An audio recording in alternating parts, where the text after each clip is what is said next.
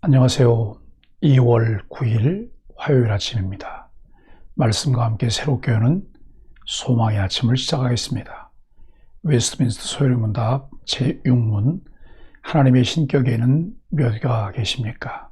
하나님의 신격에는 삼위가 계시니 성부와 성자와 성령이신데 이 삼위는 한 하나님이시요 본체는 하나요 권능과 영광은 동등이십니다. 오늘 사도행전 23장 12절로 22절까지 말씀을 함께 묵상하기를 원합니다. 하나님의 계획 앞에 악한 계략은 무너집니다 라고 하는 주제로 은혜를 나누기를 원합니다. 바울이 주님의 말씀을 받은 밤이 지나고 다음 날 아침이 되자 유대인 40여 명이 당을 지어 바울을 죽이기 전에는 먹지도 마시지도 않겠다고 맹세합니다. 그들이 대제사장과 장로들에게 가서 바울을 다시 부르면 매복했다가 죽이겠다는 음모를 말하고 이를 들은 바울의 생질이 바울에게 알려줍니다. 바울은 생질을 보내 이 일을 천부장에게 알립니다. 하나님은 악한 계교를 꾀하는 마음과 빨리 악으로 달려가는 말을 미워하십니다. 그런데 유대인들은 바울을 암살하기로 모의하고 악한 계략을 꾸밉니다. 40여 명의 결사대는 바울을 반드시 없애버리겠다는 의지로 단식까지 하며 맹세합니다. 지난밤 주님이 바울에게 하신 말씀에 비추어 볼 때 이 음모는 성공하지 못할 것이 분명합니다. 그래도 마음을 놓을 수 없는 것은 이렇게 많은 유대인들이 바울을 죽이기 전에는 음식을 먹지도 마시지도 않겠다고 맹세하며 단식 결사대를 조직할 만큼 사태가 심각하기 때문입니다. 그들의 결단이 종교적 신념에서 나오는 극단적 경건의 표현이었다는데 그 심각성이 있습니다. 유대인들이 당을 지어 모의한 일은 무엇이며 그들의 사악한 열심은 어느 정도였나요? 주님의 복음을 전파한다는 이유로 위협과 박해를 받는다면 그리스도인으로서 어떻게 행할지 나누어 볼 수 있기를 바랍니다. 종교라는 이름으로 행하는 악한 모습이 정당화될 수는 없습니다. 40명의 단식 결사대는 대제사장과 장로들을 찾아가 협조를 부탁합니다. 바울을 죽이기로 맹세한 사실을 알리면서 공회가 바울에 대해 조사할 일이 있으니 바울을 보내달라고 천부장에게 부탁하면 그들이 매복해 있다가 단숨에 바울을 제거하겠다는 암살 계획을 말합니다. 이틀 전 공회에서 있었던 바울에 대한 신문은 사두개인과 바리새인의 분열과 다툼으로 제대로 이루어지지 않았으므로 사내들인 공회가 바울을 좀 더 철저히 조사하겠다는 그럴듯한 명분을 내세우고 있습니다. 성경은 사람이 마음으로 자기 길을 계획할지라도 그의 걸음을 인도하시는 이는 여호와시니라고 말씀합니다. 하지만 악인들이 그 어떤 방법을 동원해 아무리 은밀하고 치밀하게 계획을 세울지라도 하나님은 그것을 드러내시고 무력화하실 수 있는 분입니다. 하나님은 바울의 친척을 통해 유대인들의 음모가 천부장에게까지 알려지게 하시고 결국 그 계략을 무산시키십니다. 그들이 은밀한 계획을 세우고 치밀하게 비밀리에 진행하려고 하지만 하나님의 레이더에 다 포착이 되었습니다. 누가는 지금까지 한 번도 바울의 가족에 대해서 언급하지 않았는데 갑자기 바울의 조카가 등장합니다. 그 조카는 바울을 암살하려고 하는 그들의 음모를 소상히 파악하고 즉시 바울에게 알립니다. 바울이 그 조카를 백부장과 함께 천부장에게 가서 이 사실을 알리게 합니다. 내 할 말이 무엇이냐고 묻는 천부장에게 조카는 유대인들의 음모를 소상하게 이야기하였습니다. 그리고 종교 지도자들의 요청을 결코 들어주어서는 안 된다고 천부장에게 당부합니다. 천부장은 바울의 조카에게 이 사실을 자신에게 알렸다는 말을 누구에게도 하지 말라고 경계하고 보냅니다.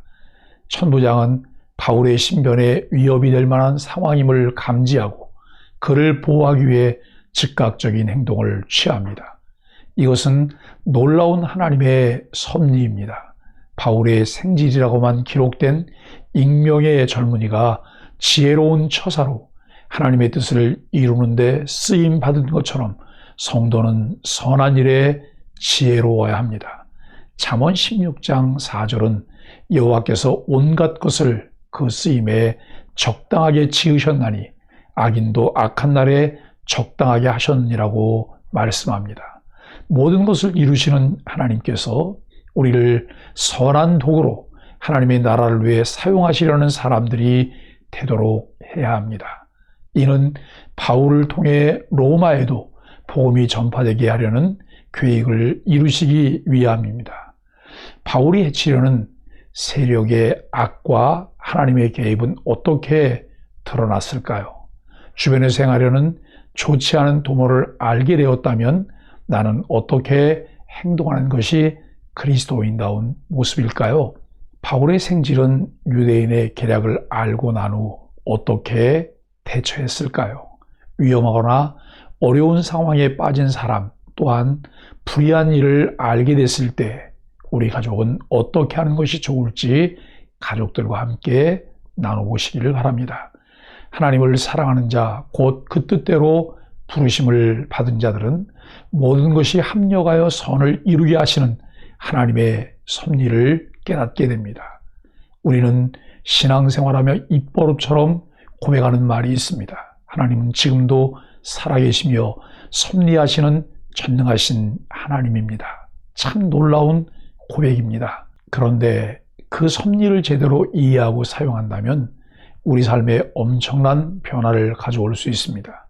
섭리라는 말의 의미는 천지 만물을 창조하시고 다스리신다는 말입니다. 이것은 단지 우리가 알 수 없는 것을 호기심으로 탐구하는 것이 아닙니다. 오히려 모든 겸손과 경건으로 모든 것에 대한 하나님의 바르고 공정한 판단을 존중하며 높이는 것을 말합니다. 우리 앞에 펼쳐지는 크고 작은 일들을 대하며 그 일들 속에서 하나님께서 우리에게 보여주신 것을 배우려고 하고 그 한계를 넘어가지 않는 삶의 자세를 가져야 합니다. 많은 신앙의 선조들이 이해한 그리스도의 제자는 하나님의 섭리를 올바로 이해하고 그것을 받아들이는 사람입니다. 인간의 타락성은 악한 것으로 나타나는데 악을 동호하는 것으로 자신들의 생각을 성취하며 만족을 얻으려 합니다. 항상 주어진 말씀 안에 머무는 것으로 만족함을 배워야 하는데 타락한 인간성은 항상 잘못된 길을 가도록 유도합니다. 때로는 우리는 모든 것이 우연이라고 생각하는데 그것은 결국 하나님의 섭리를 부정하는 것입니다. 바울을 죽이려고 음모를 꾸미는 유대인들이 있지만 바울을 안전하게 지키시며 로마로 인도하시려는 하나님의 섭리를 바라봅니다. 창세기에 나타난 요셉의 생애를 보며 하나님의 섭리를 배우게 되는데 그 섭리에 대한 이해와 신뢰는 더욱 성숙한 그리스도인의 삶을 살아가게 합니다. 우리의 삶에 깊숙이 개입하셔서 섭리하시는 하나님을 신뢰하며 우리를 향한 하나님의 뜻이 무엇인가를 찾고 하나님이 주시는 은혜를 누리는 하루가 되기를 예수 그리스도의 이름으로 간절히 축복합니다. 함께 기도하겠습니다. 우리의 타락한 본성은 늘 자기 중심적인 악을 도모합니다. 천지 만물을 창조하시고 지금도 살아서 섭리하시는 하나님을 신뢰하며 사랑하게 하소서. 이 세상에 어떤 것도 우연히 일어나는 것이 아님을 깨닫고 겸손하게 하나님을 의지하는 것을 배우게 하여 주옵소서. 예수님의 이름으로 간절히 기도드립니다. 아멘.